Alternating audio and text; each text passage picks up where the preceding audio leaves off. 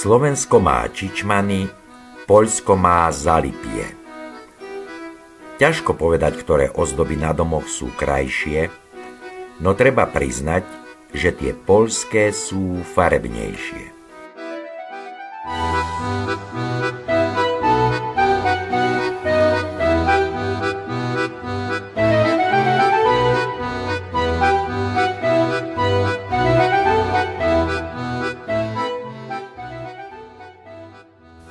Dnes vám už nik nepovie, kedy presne začali tunajšie ženičky krášliť svoje príbytky.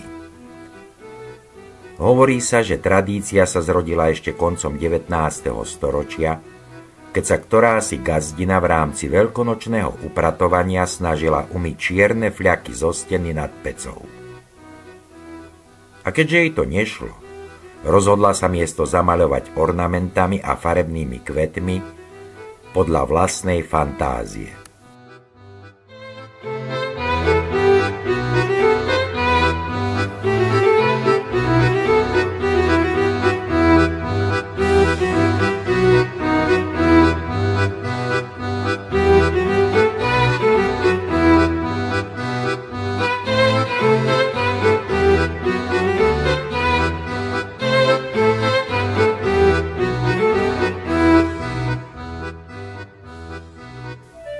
Keďže sa susedkám jej dielko páčilo, pustila sa do maľovania aj na vonkajších stenách chalupy.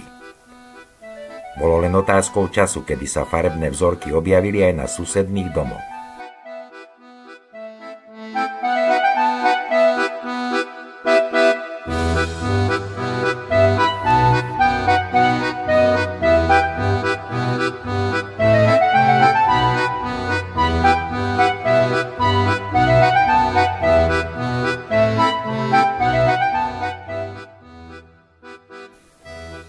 V tom čase Zalipianky nemali k dispozícii také kvalitné farby ako dnes. Ornamenty teda museli neustále obnovovať, vždy po silnom daždi, no najmä na jar, po zime. V začiatkoch si museli vyrábať štece z konských chlpov a do farieb miešať mlieko, cukor, hlinu, vápno a čo ja viem, čo všetko ešte.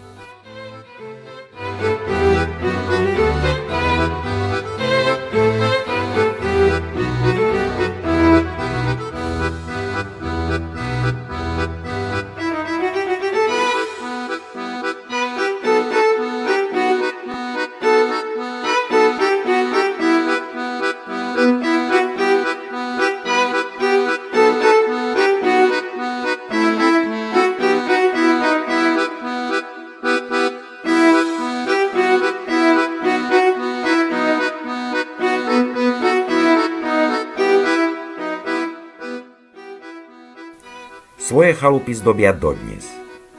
Každoročne v júni totiž vyhlasujú súťaž o najkrajšiu výzdobu domu či dvora, no a žiadna ženička nechce ostať na posmech. Zdobia teda už nie len múry a okenice rodinných domov, ale aj humná, stodoly a chlievy, vtáčie búdky, studne a kmene ovocných stromov, ba ani psie búdy neostávajú bez prikrášlenia. Nuž je celkom prirodzené, ak si vznútra vyzdobili aj kostol.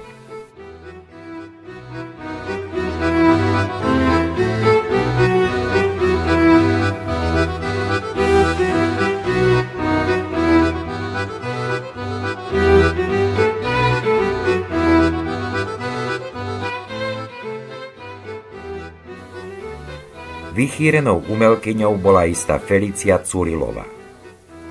Zdobeniu domov pestrofarebnými kvetmi učila ženy a dievčatá z celej dediny. Žiaľ, nedožila sa dnešnej slávy svojho rodiska, no vďační rodáci zriadili jej v dome múzeum.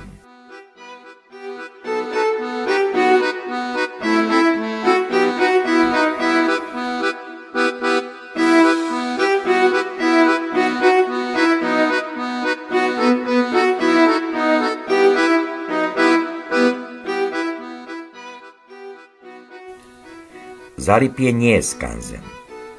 Ľudia tu žijú bežným životom, na zvedavých turistov si postupne zvykli. Nie sú k nim odmietaví, naopak, Na mnohých bránkach visí nápis: Pozývame vás ďalej. Nuž, ak budete mať cestu na juhovýchod Poľska, od našich hraníc je to len vyše 100 kilometrov.